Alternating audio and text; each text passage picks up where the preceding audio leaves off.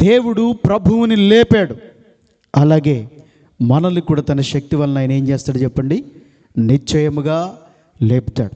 యేసుక్రీస్తు ప్రభుల వారి లోకానికి వచ్చి 33.5 సంవత్సరాల సేవా జీవితాన్ని కొనసాగించి 3.5 సంవత్సరాల పాటు సేవను చేసి అలాగనే దుష్టుల చేతికి అప్పగించబడి శిలువ మరణం పొంది తిరిగి లేచి పిల్లల పునరుద్ధానుడిగా ఆదరణకర్తగా మనం మధ్య ఉన్నటువంటి ఆ గొప్ప దేవుడు ఈ రాత్రి మన మధ్య అద్భుతమైన కార్యాలు చేసి మాట్లాడి మహిమ పొందునుగాక.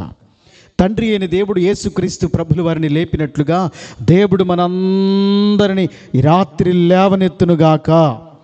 పిల్లరా, లేపును అని ఇక్కడ మనం చదువుతూ ఉన్నాం. ఎవరిని దేవుడు లేవనెత్తుతాడు? ఒక 5 మాటలు ఉన్నాయి, సమయాన్ని బట్టి నేను చెప్పి తొందరగా ముందుకెళ్ళిపోతాను. దేవుడు యేసుక్రీస్తు ప్రభుల వారిని, తండ్రి అయిన దేవుడు యేసయ్యను లేపినట్లుగా మనందరిని కూడా లేపబోతున్నాడట. యేసుక్రీస్తు ప్రభుల వారిని లేపినట్టుగా రేపు మనందరం కూడా మొదటిగా సమాధిలో ఉన్నవారు లేస్తారట. ఆ మీదట సజీవులమై నిలిచి ఉండు మనందరం ఆయనతో పాటు ఏకముగా ఎదుర్కొనడానికి, కొనుపోబడడానికి లేపబడతామట.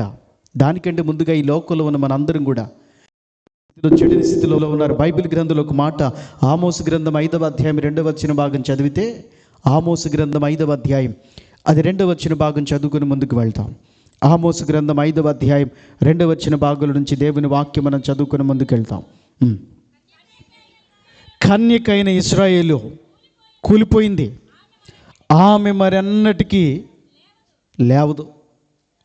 పిల్లలు, ఇక్కడ రాయబడిన మాట కన్యక, సంఘంగా ఉన్న కన్యక, ఈరోజు సంఘం అనబడిన కన్యక కూలిపోయి పడిపోయి చెడిపోయి ఉందట. ఆమెను లేపేవాడు లేవనెత్తేవాడు లేరట. కానీ ఈ రాత్రి నా ప్రభు మనందరితో వాగ్దానం చేస్తున్నాడు కదా, నేను మిమ్ములను లేపెదను, లేవనెత్తెదను మన వాక్యాంశం చెప్పండి. ఆయన తండ్రి అయిన దేవుడు యేసుక్రీస్తు ప్రభుల వారిని లేపినట్లుగా, లేవనెత్తినట్లుగా నిశ్చయముగా మనందరినీ దేవుడు లేవనెత్తునుగాక. ఎవరిని లేపుతాడు, ఎప్పుడు లేపుతాడు, ఎక్కడి నుంచి లేపుతాడు, కొన్ని విషయాలు మీతో చెప్పి నేను ముందుకెళ్తాను. పరిశుద్ధ బైబిల్ గ్రంథంలో నుంచి మన వాక్యాంశం మర్చిపోకూడదు. లేపుతాడు, లేవనెత్తుతాడు. ఎవరిని లేవనెత్తుతాడు, ఎక్కడి నుంచి లేవనెత్తుతాడు, కొన్ని మాటలు చదువుదామా.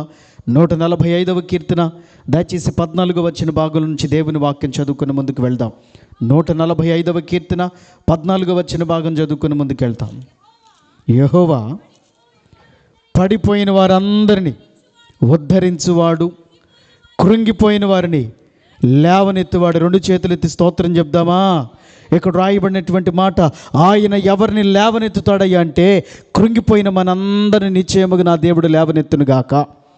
అదే 146వ కీర్తన 8వ వచన భాగం ఒకసారి చదువుదామా.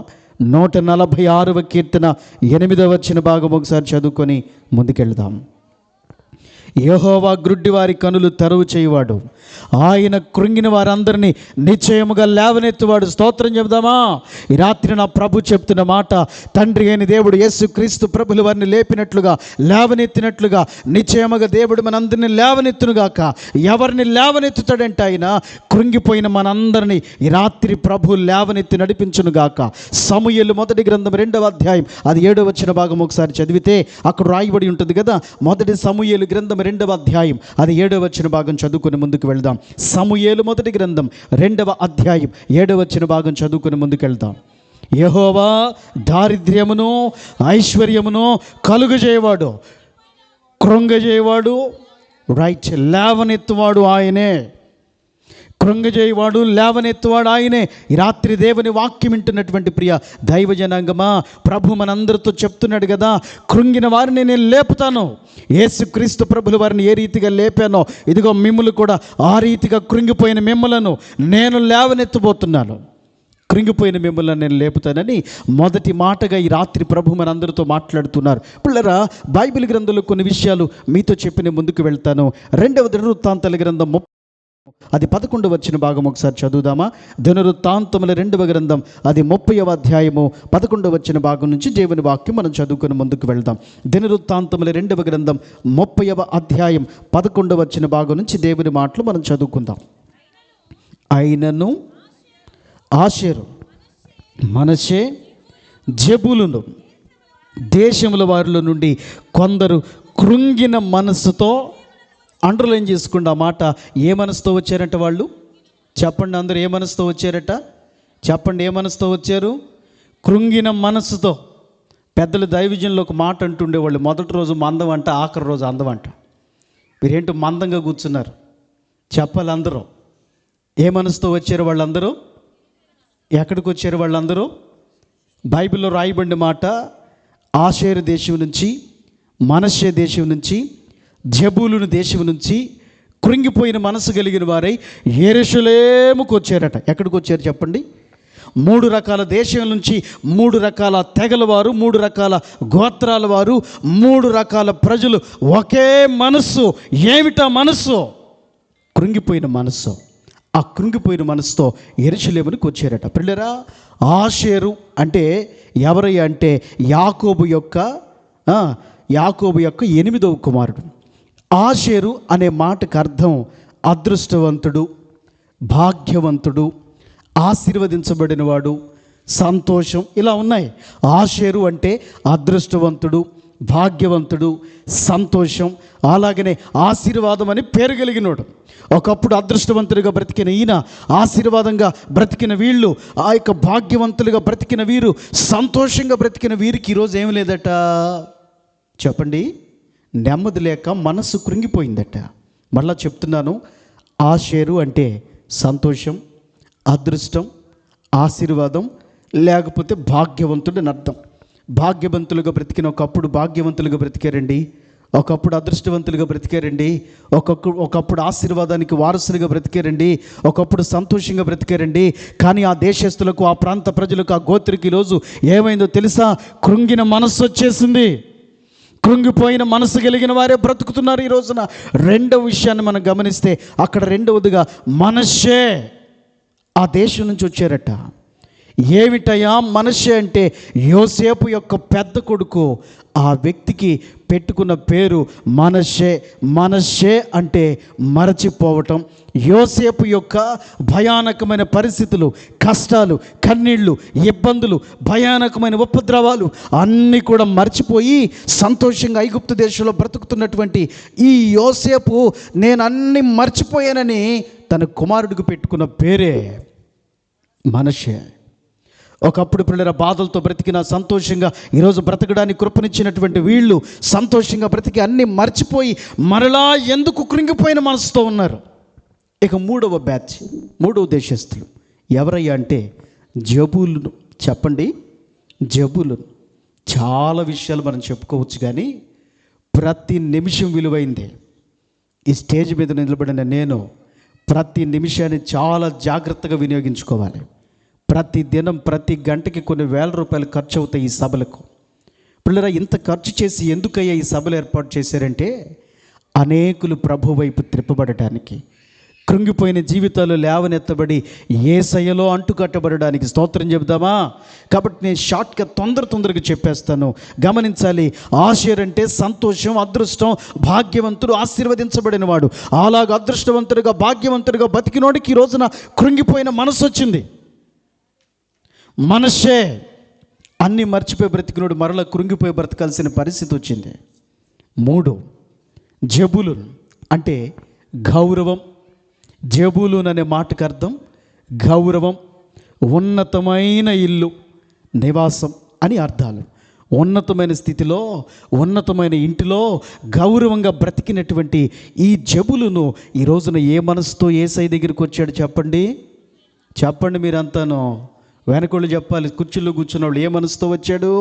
కృంగిపోయిన మనసుతో వచ్చారు. 3 గోత్రాల ప్రజలు.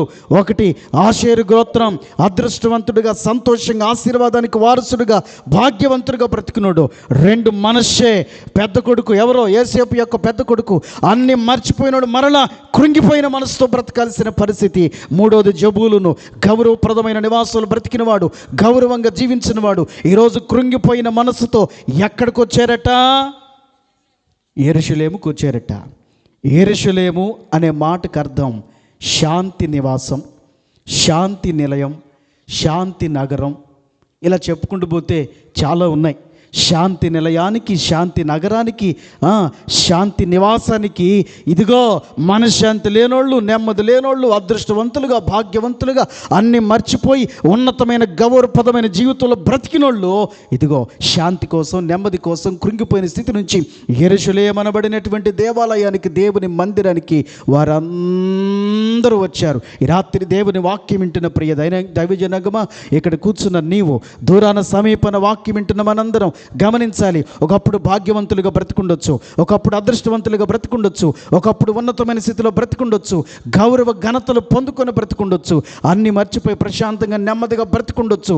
కానీ కొన్ని పరిస్థితుల వల్ల, ప్రతికూలతల వల్ల, ఇబ్బందుల వల్ల, శోధనల వల్ల మనస్సు కృంగిపోయి మాట మౌనమైపోయి, హృదయాలు పగిలిపోయి కృంగిన స్థితిలో ఉన్న మనందరితో ప్రభు చెప్తున్నాడు, యెరూషలేమనబడినటువంటి యేసయ్య సన్నిధి గనక నువ్వు రాగలిగితే నిశ్చయముగా నా దేవుడు కృంగిన నిన్ను లేపి ఉన్నతమైన స్థితిని అనుగ్రహించునుగాక. ఈ రాత్రి ప్రభు చెప్తున్నటువంటి మాట, ఏ స్థితిలో నువ్వు ఉన్నావో, దేన్ని బట్టి నువ్వు కృంగిపోతున్నావో ఆయన అంటున్నాడు, ఇదిగో యేసుక్రీస్తు ప్రభులు వారిని మృతుల్లో నుంచి లేపినటువంటి ఆ తండ్రి అయిన దేవుడు కృంగినటువంటి మనందరినీ నిశ్చయముగా లేపునుగాక. ఆమెను అన్నారా? అనొచ్చు కదా, కొద్దిగా మీకు పుణ్యం ఉంటుంది. మొదటి రోజే ఛార్జింగ్ డౌన్ అయిపోతే ఎలాగ? ఇంకా 6 రోజులు ఉంది మనకి. ఈరోజు ఈ 4 రోజులు, ఈ 6 రోజులు మనం వింటాం, తింటాం. చెప్పండి, 2 పదాలు, వింటాం. ఏంటండి మాట్లాడరు? విన్నోళ్ళకి విన్నంత, తిన్నోళ్ళకి 2 చేతులు ఎత్తి స్తోత్రం చెబుదాం. హల్లెలూయా. ఆ రీతిగా కృంగిపోయిన వాళ్ళు యెరూషలేముకు వచ్చినప్పుడు కృంగిన వారి మనస్సును లేవనెత్తి బలపరిచిన ఆ దేవుడు ఈ రాత్రి కృంగిపోయిన నిన్ను నిశ్చయముగా బలపరిచి లేవనెత్తునుగాక. ఇంకొక మాట చెప్పి నేను ముగించేస్తాను. బైబిల్ గ్రంథంలో సమూయేలు మొదటి గ్రంథం 17వ అధ్యాయం, దయచేసి 31వ వచ్చిన భాగం చదువుకొని ముందుకు వెళ్దాం. సమూయేలు మొదటి గ్రంథం 17వ అధ్యాయము చదువుదామా? 31వ వచ్చిన భాగం నుంచి చదువుదాం. సమూయేలు మొదటి గ్రంథం 17వ అధ్యాయం 31వ వచ్చిన భాగం చదువుకుని ముందుకెళ్దాం. సమూయేలు మొదటి గ్రంథం 17వ అధ్యాయం 31 నుంచి చదువుతున్నాం. దావీదు చెప్పిన మాటలు నలుగురికి తెలియచేయగా జనులు ఆ సంగతి సౌలుతో తెలియజెప్పిరి. కనుక అతడు దావీదును పిలవనంపించెను. ఈ ఫిలిష్తీయులను బట్టి ఎవని మనస్సు కృంగ నిమిత్తము లేదు. రాజా, నేనున్నా, ఈ ఫిలిష్తీయునితో నేను యుద్ధం చేస్తాను. ఎవరు చెప్తున్నారు ఈ మాట? ఎవరితో చెప్తున్నారు ఈ మాట? దావీదు సౌలుతో చెప్తున్నాడు, రాజా 40 రోజుల నుంచి ఈ ఫిలిష్తీయులను బట్టి మీరు అందరూ కృంగిపోయారు, నాకు తెలుసు ఆ సంగతి. ప్రతిరోజు ఉదయాన్నే యుద్ధానికి బయలుదేరి వెళ్ళడం, దావీదు ఇంచుమించుగా 6 మూరల జానున్నాడట. ఇంగ్లీష్లో గమనించి, ఇంగ్లీష్లో క్యూబెట్ అన్నారు. 25 అంగుళాలు కలిగినటువంటి ఒక జాన, 6 మూరని క్యూబెట్ అన్నారు ఇంగ్లీష్లో. అంటే 25 అంగుళాలట. 25 అంగుళాలట. ఇప్పుడు లెక్కేసుకోండి, 6 ఇంగ్లీష్ బైబిల్ ప్రకారంగా నేను చెప్తున్నాను. ఇంగ్లీష్లో ఒక మూరని క్యూబెట్ అన్నారు. నోవాహు వాడని మూరలతో కొలిచారు. అదే నోవాహు వాడని ఇంగ్లీష్లో క్యూబెట్లో కొలిచారు. 1 క్యూబెట్ 25 inches అని వ్రాయబడి ఉంది అక్కడ. ఈ రాత్రి దేవుని వాక్యం వింటున్న పిల్లరా, ఇంచుమించుగా 9 నుంచి 10-11 అడుగుల ఎత్తుగలిగినటువంటి గొలియాతును చూసి వణికిపోతున్నారు, కృంగిపోతున్నారు. యుద్ధంలో జయం పొందమేమో, ఇక మన జీవితాలు ఇంతేనేమో, ఎలాగున మనందరం ఓడిపోయి బ్రతకాల్సిందేమోనని చెప్పి ఆశ్చర్యపడుతూ, దిగులు పడుతూ, కృంగిపోతూ బ్రతుకుతున్నటువంటి వారిని పిల్లరా ధైర్యపరుస్తూ దావీదు చెప్తున్నాడు, రాజా, ఆ ఫిలిష్తీయుని బట్టి మీరు ఏమాత్రం కూడా కృంగిపోవద్దు. నా దేవుడు నా పక్షంగా ఉన్నాడు, నా దేవుడు యుద్ధం చేస్తాడు. ఈ రాత్రి దేవుని వాక్యం వింటున్న పిల్లరా, నీ ముందు సమస్యలని ఫిలిష్తీయుడు ఉన్నాడేమో, శోధనని ఫిలిష్తీయుడు ఉన్నాడేమో, గొలియాతు నీ భర్త లాంటి గొలియాతు లాంటి నీ భర్త అయి ఉండొచ్చు, గొలియాతు లాంటి నీ భార్య అయి ఉండొచ్చు. అంటే అంత భారమైన సమస్యలు, నీకు వచ్చిన సమస్య, నీకు వచ్చిన బాధ, నీకు వచ్చిన ఇబ్బంది నీ తలకు మించిందై, నీ బరువై, నీ ముందు గొప్పదిగా, భారమైందిగా, బరువైందిగా, నీవు జయించలేనిదిగా ఉండొచ్చు. కానీ దేవుడు చెప్తున్న మాట, ఆ సమస్యను బట్టి నువ్వు కృంగిపోకూడదు, ఆ ఇబ్బందిని బట్టి నువ్వు కృంగిపోకూడదు, ఆ ప్రతికూల పరిస్థితిని బట్టి నువ్వు కృంగిపోకూడదు. ఈ రాత్రి ప్రభు చెప్తున్నాడు, కృంగిన పరిస్థితులు ఎన్నొచ్చినా జయించే దేవుడు మన పక్షంగా నిశ్చయముగా ఉన్నాడు. కనుక నువ్వు కృంగిపోయిన మనసుతో ఉండకూడదు. రాజా, ఈ గొలియాతుని బట్టి ఎవ్వరు మనం కృంగిపోకూడదు. పిల్లల దావీదు గొలియాతుని ఎంతగా జయించడానికి గల కారణం, కృంగిపోయిన వాళ్ళందరికీ ధైర్యాన్ని ఇచ్చి ఊతమిచ్చి వారు ఆ యొక్క గొలియాతుని జయించడానికి కలిగిన కారణాలు చాలా ఉన్నాయి. నేను తాలింపేసి ముగించేస్తాను, టైం అయిపోతుంది. పిల్లలు గమనించాలి, ఒక కారణం ఏంటో తెలుసా? మొట్టమొదటిది దావీదు ప్రార్థనాపరుడు. రెండవది దావీదు దేవునికి ఇష్టంగా నడిచినోడు. మూడవది అక్కడ కింద వాక్యాలు రాయబడ్డాయి కదా, దావీదు యుద్ధం దేవునికి అప్పగించాడు. దావీదు సుబుద్ధి కలిగి నడుచుకున్నాడు. ఎలాగున దావీదులో ఎన్నో లక్షణాలు ఉన్నాయి. వాటన్నిటిని బట్టి నా దేవుడు ఏం చేశాడంటే వాళ్ళందరి మనసు కృంగిపోక ఆ ఫిలిష్తీయుని ఏం చేశాడు తెలుసా? ఓడిపోయేటట్లుగా చేసి. దావీదు ఎందుకు 5 రాళ్ళు ఏరాడు? కారణాలు చాలా ఉన్నాయి. పిల్లరా, అలాంటి ఫిలిష్తీయులు, అలాంటి ఆజానుబాహులు ఇంకా 4 ఉన్నారు గొలియాతు కాకుండా. గమనించండి, రాత్రి వేళ గొలియాతుని జయించి వాళ్ళందరికీ నెమ్మదిని కలుగు చేసిన దేవుడు, కృంగిపోయిన వారి మనసులకు తెప్పరిల చేసి ఆనందాన్ని కలుగు చేసినటువంటి ఆ దేవుడు ఈ రాత్రి నీకు నాకు మనందరికీ కృంగిన స్థితి నుంచి లేపి బలపరిచి ఆనందమును ఆశ్చర్యమును ఆశీర్వాదాన్ని నిశ్చయముగా కలుగు చేయునుగాక.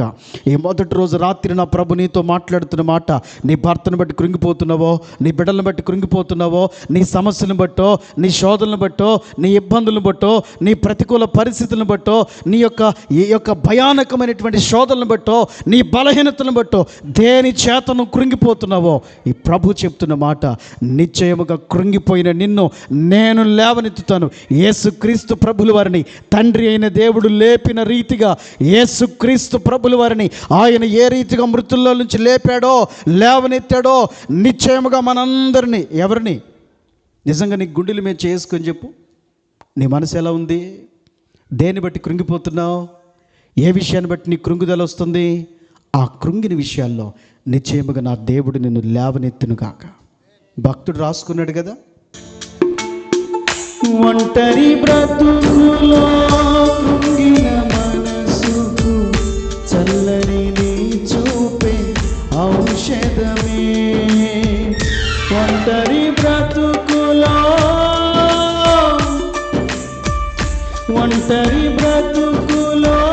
కృంగిన మనసుకు చల్లని నీ చూపే ఔషధమే. నీవు చూపించిన నీ వాత్సల్యమే నా హృదయాల నవజ్ఞాపిక. నీవు చూపించిన నీ వాత్సల్యమే నా హృదయాల నవజ్ఞాపిక. బహు సౌందర్య సియోనులో స్తుతి సింహాసనాసీనుడా. బహు సౌందర్య సియోనులో స్తుతి సింహాసనాసీనుడా. చప్పట్లు. నా యేసయ్య నీ ప్రేమ పరిపూర్ణమై నా హృదయాల కొలువాయే. నన్ను జీవింపచేసే నీ వాక్యమే నాకిలలోన సంతోషమే. బహు సౌందర్య సియోనులో స్తుతి సింహాసనాసీనుడా. హల్లెలూయా. ప్రభు చెప్తున్న మాట, ఈ రాత్రి వేళ కృంగిపోయిన మనందరినీ నిశ్చయముగా ఆయన ఏం చేస్తాడు చెప్పండి? ఈరోజు నువ్వు సంతోషం పోగొట్టుకోవచ్చు, బ్రతికిన స్థితిని పోగొట్టుకోవచ్చు, మర్చిపోయిన మళ్ళా గుర్తు తెచ్చుకొని బాధపడుతూ కృంగిపోతూ ఉండొచ్చు, భయానకమైన పరిస్థితుల్లో నువ్వు నేను మనందరం ఉండొచ్చు. నా దేవుడు చెప్తున్నాడు, శాంతి నిలయానికి నేను నడిపించి కృంగిపోయిన నీ మనస్సును లేపి ఆరిపోయిన నీ జీవితాన్ని వెలిగించి గొలియాతు లాంటి భయానకమైన పరిస్థితులు సమస్యలు నీ ముందు ఎన్నున్నా వాటన్నిటిని అణిచి ఓడిపోయేటట్లుగా చేసి నీకు జయమిచ్చి నిశ్చయముగా నిన్ను లేవనెత్తగలిగిన వాడు నా దేవుడు. అట్టి కృప భాగ్యం నిశ్చయముగా దేవుడు మనందరికీ అనుగ్రహించి పడిపోయిన మనందరినీ లేవనెత్తి కృంగిన మనందరినీ లేపి ఆశీర్వదించి వర్ధిల్లు చేయునుగాక.